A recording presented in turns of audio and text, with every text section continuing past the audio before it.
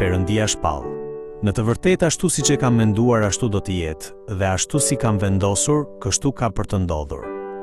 Me këto fjalë, ai tregon se edhe ngritja dhe rënja e Asirisë, fuqisë më të madhe të botës në atë kohë, si edhe fati i Filistejve dhe i Moabit, zhvillohen sipas planit dhe sovranitetit të tij. Në sytë e njerëzve duket sikur historia drejtohet nga logjika e më të fortit, ku kombet e fuqishme sundojnë mbi të dobëtat. Por shkrimi i shenjtë dëshmon qartë se Zoti është sundimtari i vërtetë i historisë.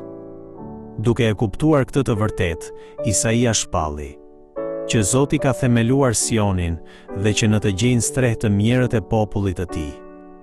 Siguria dhe shpëtimi i vërtet nuk gjenden në fuqinë e kësaj bote, por tek ata që strehohen te Perëndia.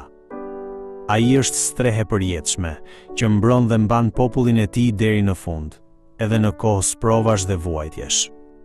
Prandaj, edhe pse jetojmë në një botë që lëkundet vazhdimisht dhe është plot pasiguri, nuk duhet të mbështetemi te pushteti, suksesi apo forca njerëzore, as të lejojmë që zemra jonë të robërohet nga rrethanat.